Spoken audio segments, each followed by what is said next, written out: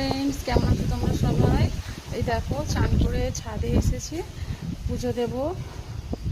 আমাদের এই ছাদ থেকে একটা কৃষ্ণচূড়া গাছ দেখা যায়, দেখো কি সুন্দর গাছে কৃষ্ণচূড়া ফুল হয়েছে। এই দেখো কি সুন্দর লাগছে, দেখো কৃষ্ণচূড়া।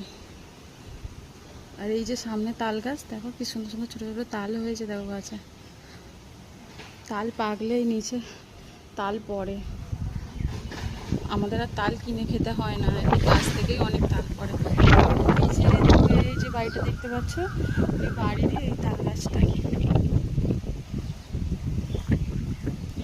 আমাদের এখানে প্রচুর যা গাছপালা আছে, গরমের সময় অতটা কষ্ট হয় না, খুব হাওয়া হয়, খুব হাওয়া।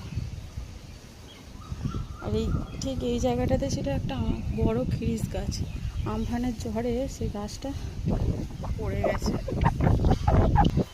চলো, অনেক গল্প করলাম, এবার আমি পুজো দিয়ে নেবো। এই যে সকালেই ঠাকুরের বাসনগুলো মেজে রেখে দিয়ে গেছিলাম, এবার আমি পুজো দেব। পুজোটা আমি দিই না, আমি সকালে ঠাকুর ঘরটা মুছে দিয়ে বাসন মেজে রেখে দিয়ে যাই, আর বেলাতে আমার শাশুড়ি মা পুজোটা দেয়। কিন্তু খুব অসুস্থ, শরীরটা খুব খারাপ বলে ওই জন্য পুজো দিতে পারবে না, সেই কারণেই আজকে আমি দিয়ে দিচ্ছি পুজো। এখন প্রায় 12:30টার মতন বাজে। নিচে কাজ টাজ সব করে চান করে এই ছাদে এসে এবার ঠাকুরকে পুজো দেব। আর এই যে এগুলো আমাদের গাছের ফুল,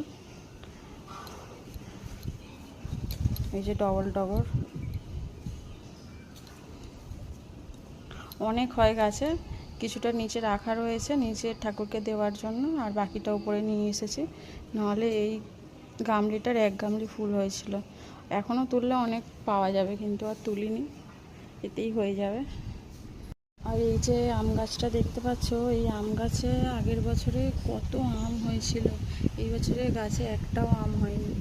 খুব বড় বড় আম, টক মিষ্টি টাইপের, খুবও টকও না আর খুব মিষ্টিও না, দারুণ খেতে এই আমটা।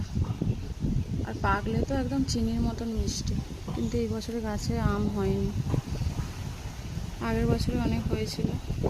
এই যে দেখো বাদাম গাছ, কত ছোট ছোট কাঠবাদাম হয়েছে, নিচে অনেক পড়ে, বাচ্চাদেরকে দিই, ভেঙে ওরা খায়। দেখো কাঠবাদাম হয়েছে। এই যে আওয়াজটা আসছে দূরে, মনে হয় কোথাও গাছ ফাছ কাটা হচ্ছে।